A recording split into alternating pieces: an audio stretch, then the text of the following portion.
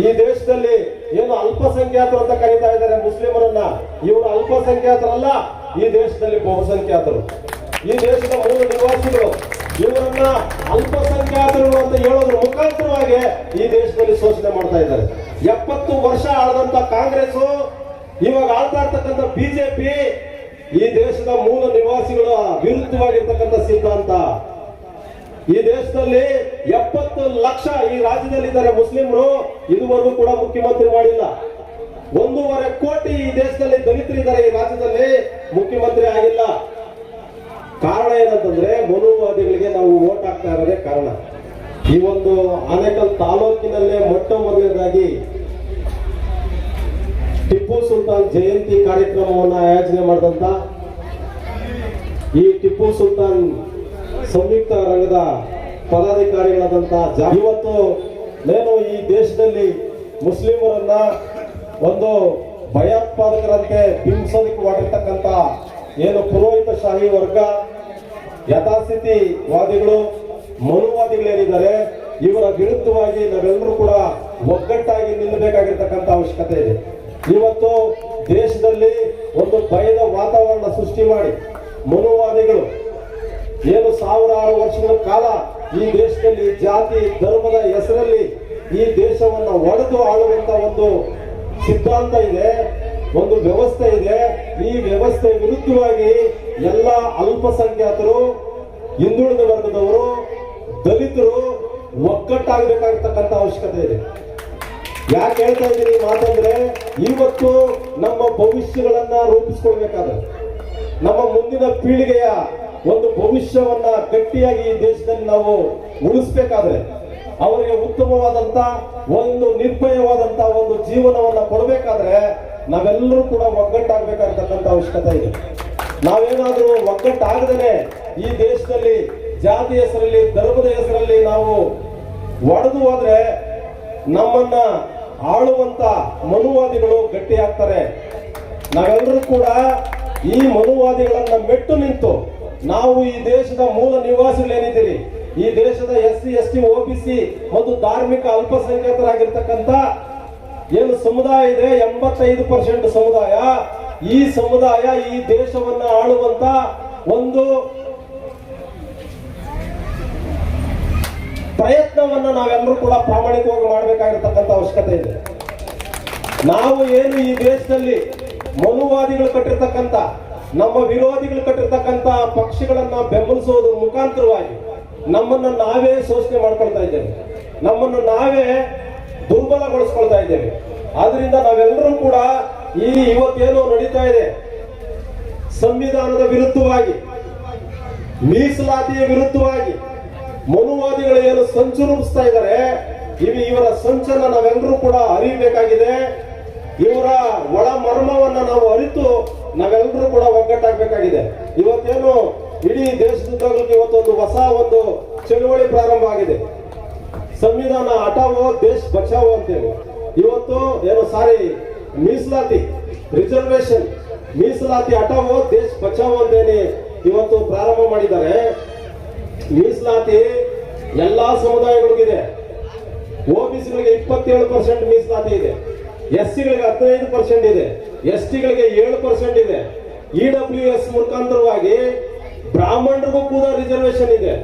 ಆದ್ರೆ ಏನು ನಮ್ಮ ಹಿಂದುಳಿದ ವರ್ಗದ ಒಂದು ಸಮುದಾಯಕ್ಕೆ ದಿಕ್ಕು ತಪ್ಪಿಸಿ ತಪ್ಪು ವಿಚಾರಗಳನ್ನ ಅವರ ಕಿವಿಗೆ ಹಿಂಡಿ ಇವತ್ತು ಮುಸ್ಲಿಮರನ್ನ, ಕ್ರಿಶ್ಚಿಯನ್ರನ್ನ, ದಲಿತರನ್ನ ಒಡೆದು ಆಳುವಂತ ಒಂದು ವ್ಯವಸ್ಥೆ ಏನಿದೆ, ಈ ವ್ಯವಸ್ಥೆ ಈ ದೇಶಕ್ಕೆ ಮಾರಕ, ಈ ದೇಶದ ಐಕ್ಯತೆಗೆ ಮಾರಕ, ಈ ದೇಶದ ಒಗ್ಗಟ್ಟಿಗೆ ಮಾರಕ, ಈ ದೇಶದ ಭವಿಷ್ಯಕ್ಕೆ ಮಾರಕ. ಹಾಗಾಗಿ ನಾವೆಲ್ಲರೂ ಕೂಡ ಈ ಮನುವಾದಿಗಳನ್ನ ಮೆಟ್ಟು ನಿಂತು ನಾವೆಲ್ಲರೂ ಕೂಡ ಒಗ್ಗಟ್ಟಾಗಿ ನಾವೆಲ್ಲರೂ ನಿಲ್ಬೇಕಾಗಿರ್ತಕ್ಕಂಥ ಪರಿಸ್ಥಿತಿ ಇವತ್ತು ಇದೆ. ಆನೇಕಲ್ ತಾಲೂಕಿನಲ್ಲೇ ಮೊಟ್ಟ ಮೊದಲನೇದಾಗಿ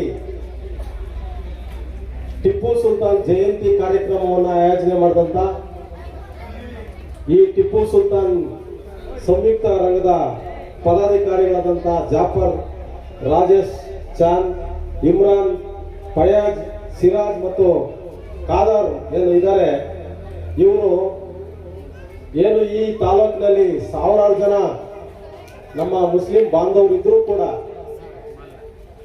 ಟಿಪ್ಪು ಸುಲ್ತಾನ್ ಅವರನ್ನ ಒಂದು ಹಿಂದೂ ವಿರೋಧಿ, ಧರ್ಮ ವಿರೋಧಿ, ಮತಾಂಧ ಅಂತೇಳಿ ಈ ದೇಶದಲ್ಲಿ ಬಿಂಬಿಸ್ತಾ ಇದ್ರು ಕೂಡ ಕೆಚ್ಚೆದೆಯಿಂದ ಈ ಒಂದು ಗ್ರಾಮದಲ್ಲಿ ಈ ಒಂದು ಯುವಕರು ಟಿಪ್ಪು ದೇಶ ಪ್ರೇಮಿ,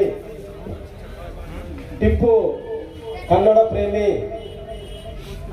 ಟಿಪ್ಪು ಒಂದು ಜನನಾಯಕ ಅಂತೇಳಿ ಅವರ ಈ ವಿಚಾರಗಳನ್ನ ಮೊಟ್ಟ ಮೊದಲನೇದಾಗಿ ತಾಲೂಕಿನಲ್ಲಿ ಪ್ರಚಾರ ಪಡಿಸಿದಂತ ಹೆಗ್ಗಳಿಕೆ ಈ ಒಂದು ಟಿಪ್ಪು ಸುಲ್ತಾನ್ ಸಂಯುಕ್ತ ರಂಗದ ಪದಾಧಿಕಾರಿಗಳಿಗೆ ಸಲ್ಲುತ್ತದೆ. ಜೊತೆಗೆ ಈ ಒಂದೇನು ಉರುಸ್ ಕಾರ್ಯಕ್ರಮ, ಈ ಒಂದು ಕಾರ್ಯಕ್ರಮ ಉರುಸ್ ಏನು ಬದುಕಿದ್ರು ಅವರು ಸಮಾನತೆಯನ್ನ, ಸಹೋದರತ್ವವನ್ನ, ಪ್ರೇಮವನ್ನ ಸಾರಿ ಹೋದಂಥವ್ರು. ಉರುಸ್ ಅವರು ಒಂದು ಸಮುದಾಯಕ್ಕೆ ಮೀಸಲಾದಂತ ಒಂದು ವ್ಯಕ್ತಿಯಲ್ಲ, ಅದು ದೇಶದ ಸಂಪತ್ತು. ಆ ದೇಶ, ಇಡೀ ದೇಶ ಆತನ ಒಂದು ಸಿದ್ಧಾಂತ, ಆತನ ಆದರ್ಶಗಳು ನಮ್ಮೆಲ್ಲರಿಗೂ ಕೂಡ ಸ್ಫೂರ್ತಿ ಮತ್ತು ಪ್ರೇರಣೆಯಾಗುತ್ತೆ. ಈ ಒಂದು ಉರುಸ್ ಸತ್ತಂತ ದಿನ ಅವರು ಅಲ್ಲಾಹನ ಹೃದಯಕ್ಕೆ ಹೋಗಿ ಅವರು ದೇವರಾಗಿದ್ದಾರೆ ಅಂತೇಳಿ ನಮ್ಮ ನಂಬಿಕೆ. ಅದೇ ರೀತಿಯಾಗಿ ಈ ಒಂದು ದಿನವನ್ನ ಅವರನ್ನ ಜ್ಞಾಪಕ ಮಾಡಿಕೊಳ್ಳೋದ್ರ ಮುಖಾಂತರವಾಗಿ, ಅವರನ್ನ ಸ್ಮರಣೆ ಕೊಳ್ಳುವುದರ ಮುಖಾಂತರವಾಗಿ ಈ ಒಂದು ಉರುಸ್ ಕಾರ್ಯಕ್ರಮವನ್ನ ಇಡೀ ದೇಶದಲ್ಲಿ ಆಚರಣೆ ಮಾಡ್ತಾರೆ. ಈ ಒಂದು ಕಾರ್ಯಕ್ರಮದಲ್ಲಿ ನಾವೆಲ್ಲರೂ ಕೂಡ ಪಾಲ್ಗೊಂಡು ಅವರನ್ನ ಸ್ಮರಣೆ ಮಾಡೋದಕ್ಕೆ ಅವಕಾಶ ಕೊಟ್ಟಿರ್ತಕ್ಕಂಥದ್ದು ನಮ್ಮೆಲ್ಲರೂ ಕೂಡ ತುಂಬಾ ಖುಷಿ ತಂದಿರತಕ್ಕಂಥ ವಿಷಯ.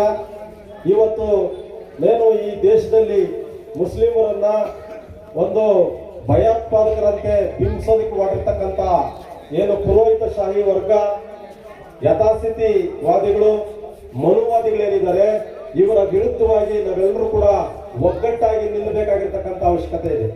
ಇವತ್ತು ದೇಶದಲ್ಲಿ ಒಂದು ಭಯದ ವಾತಾವರಣ ಸೃಷ್ಟಿ ಮಾಡಿ ಮನುವಾದಿಗಳು ಏನು ಸಾವಿರಾರು ವರ್ಷಗಳ ಕಾಲ ಈ ದೇಶದಲ್ಲಿ ಜಾತಿ ಧರ್ಮದ ಹೆಸರಲ್ಲಿ ಈ ದೇಶವನ್ನು ಒಡೆದು ಆಳುವಂತ ಒಂದು ಸಿದ್ಧಾಂತ ಇದೆ, ಒಂದು ವ್ಯವಸ್ಥೆ ಇದೆ. ಈ ವ್ಯವಸ್ಥೆ ವಿರುದ್ಧವಾಗಿ ಎಲ್ಲ ಅಲ್ಪಸಂಖ್ಯಾತರು, ಹಿಂದುಳಿದ ವರ್ಗದವರು, ದಲಿತರು ಒಗ್ಗಟ್ಟಾಗಬೇಕಾಗಿರ್ತಕ್ಕಂಥ ಅವಶ್ಯಕತೆ ಇದೆ. ಯಾಕೆ ಹೇಳ್ತಾ ಇದ್ದೀನಿ ಮಾತಂದ್ರೆ, ಇವತ್ತು ನಮ್ಮ ಭವಿಷ್ಯಗಳನ್ನ ರೂಪಿಸ್ಕೊಳ್ಬೇಕಾದ್ರೆ, ನಮ್ಮ ಮುಂದಿನ ಪೀಳಿಗೆಯ ಒಂದು ಭವಿಷ್ಯವನ್ನ ಗಟ್ಟಿಯಾಗಿ ಈ ದೇಶದಲ್ಲಿ ನಾವು ಉಳಿಸ್ಬೇಕಾದ್ರೆ, ಅವರಿಗೆ ಉತ್ತಮವಾದಂತ ಒಂದು ನಿರ್ಭಯವಾದಂತ ಒಂದು ಜೀವನವನ್ನ ಕೊಡಬೇಕಾದ್ರೆ ನಾವೆಲ್ಲರೂ ಕೂಡ ಒಗ್ಗಟ್ಟಾಗಬೇಕಾಗಿರ್ತಕ್ಕಂಥ ಅವಶ್ಯಕತೆ ಇದೆ.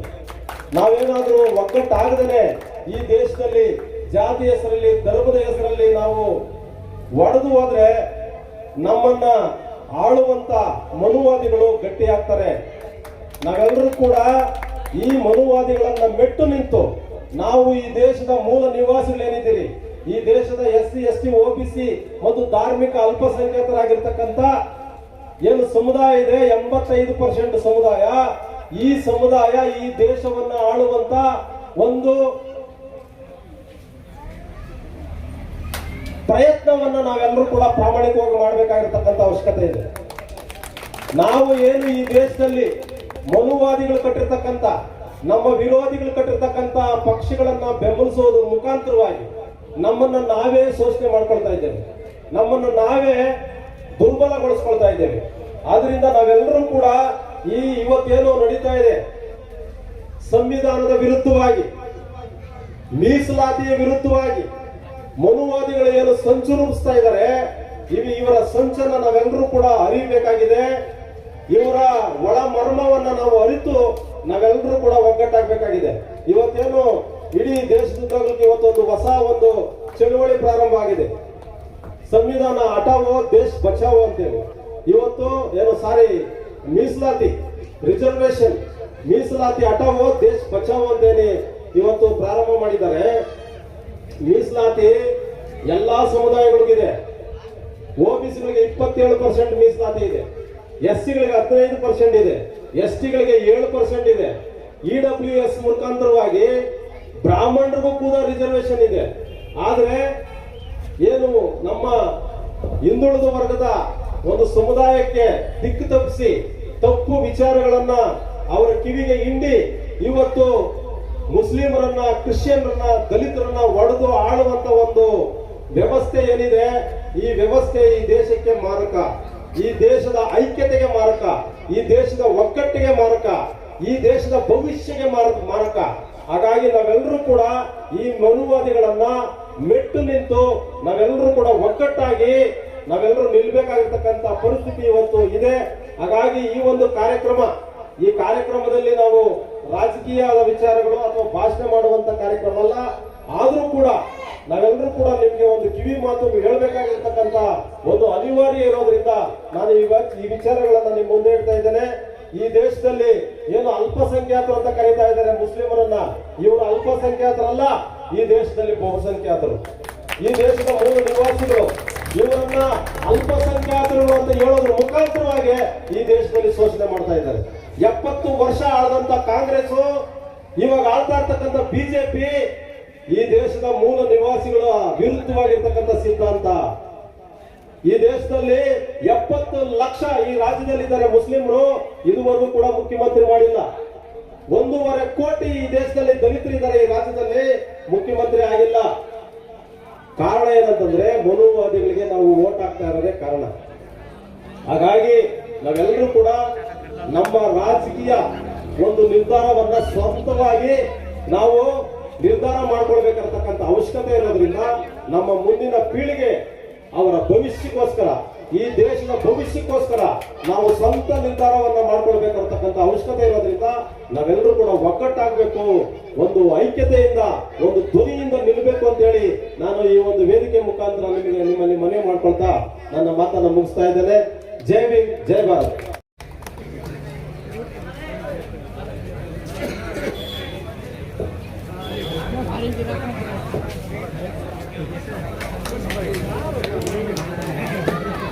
ಅದೇ ರೀತಿಯಾದ ರೋಷನ್ ಎಂಟರ್ಪ್ರೈಸಸ್